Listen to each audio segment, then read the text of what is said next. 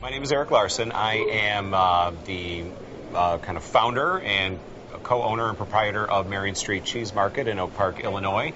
I formed Marion Street Cheese Market, or founded it, back in November of 2004 as a small retail-only artisanal cheese operation.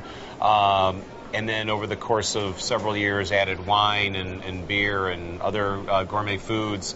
And then July of '08, we grew from a 720 square foot retail only store to a 4,200 square foot bistro and larger retail operation, expanding our cheese sales as well as wine presence. So we grew from about 6 staff to about 55 staff members, so that's been a bit of a challenge, and also just to kind of familiarize our customer base with some of the new things we're doing. The fact that we were always just a retail store, and now we also have an ability for people to kind of come in and have a meal and a glass of wine. We got the kind of bistro wine bar thing going. So we were green from the very inception of the business. When I first started the business back in '04, one of the reasons that I started the business was to help small cheesemakers throughout the United States. You know, small artisanal cheesemakers who had this passion, and they're looking for markets. And usually those markets are not the larger grocery store, you know, and the traditional, you know, ways of getting their product to the consumer.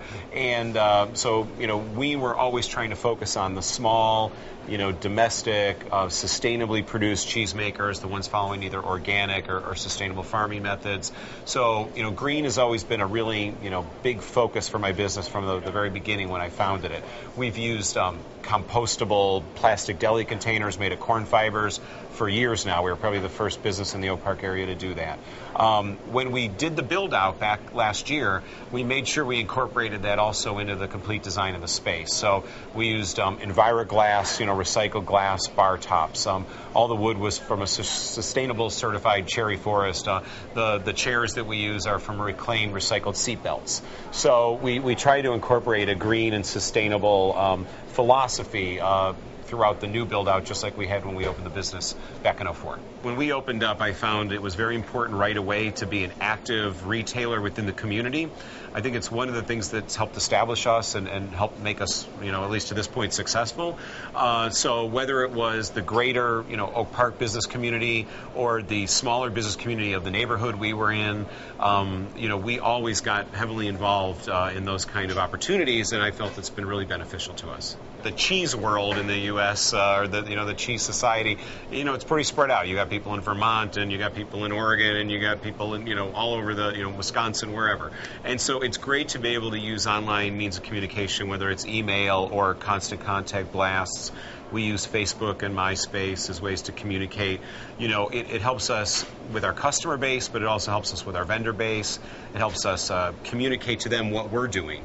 A lot of times, you know, cheese producers around the U.S. will follow what we're doing online, either through our website or through our Facebook page, through constant contact email blasts that we do, and they'll see that we're doing something with a particular cheesemaker, and it sparks an idea where they'll contact us and say, we'd love if you would do this with us as well. So it's a great way for us to communicate not only with our customer base, but with our vendor base. As a retailer, I think you have to, whether it's through the service you provide, the quality of the staff that you hire, the product you offer, you have to differentiate yourself in the minds of the consumer. And I think, you know, one of the best pieces of advice I give to retailers who are just starting up or who are struggling at the time is find a way to stand out in all the clutter. And, you know, online there's a lot of activity going on. You have to find a way to kind of rise to the top and get people to notice you. And I think whether you're able to differentiate, you know, the product you're offering or the service you provide, I think that's a very important thing.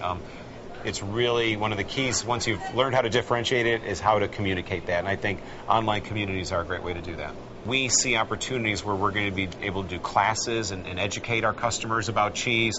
So if you could be a customer anywhere in the U.S. and tie onto our website, and we might have, you know, posted some information about preparing cheese or serving cheese or educational videos about cheese.